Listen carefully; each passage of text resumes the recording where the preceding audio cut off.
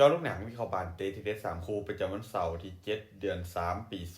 2026เขามาเริ่มกันที่คุยเรื่องในศึกลาลิก้าสเปนเตะในเวลา3:00ของคืนนี้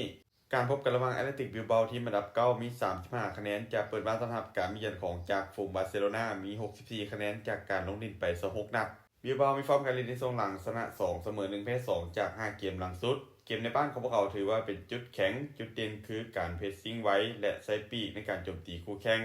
ส่วนบาร์เซโลนาผลงานในช่วงหลังชนะ3แพ้2จาก5เกมหลังสุดเกมค่อนข้างเหนือกว่าแนวบุกมีความเสียบคมเกมบุกทางริมเส้นถือว่ามีความอันตรายเกมคาดว่าบาร์เซโลนาน่าจะเป็นฝ่ายที่ครองบาลหลายกว่าส่วนบิลเบาน่าจะรอจังหวะการเล่นเกมส่วนกลับไว้เกมอาจจะอัดในช่วงแรกเพราะบิลเบาพวกเขาลินในบ้านมักจะลินได้อย่างดุดัน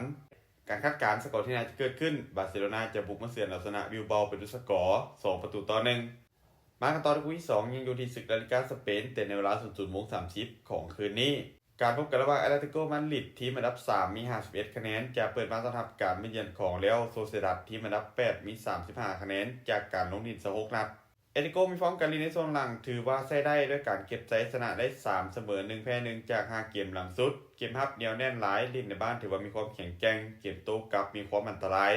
ส่วนโซเซดัดทีมเยือนมีฟอร์มดีบ่แพ้กันด้วยการชนะ3เสมอ1แพ้1จาก5เกมหลังสุดพวกเขามีจุดเด่นคือการต่อบานดีเกมบุกมีความไวแต่ปัญหาของทีมคือเกมเยือนยังบ่ค่อยนิ่งเวลาบุกใส่ทีมที่ลิ้นตั้งรับดึกบางจะจอได้ยาก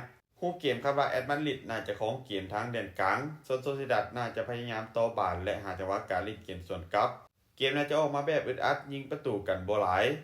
การคาดการณ์สกอร์ที่น่าจะเกิดขึ้นแอตเลติโกมาดริดจะเปิดบ้านเสือนเอาชนะเรอัลโซเซดัดไปด้วยสกอร์1-0มาต่อที่คู่ที่3ในศึกบุนเดสลิก้าเยอรมันเตะในเวลา 00:30 ของคืนนี้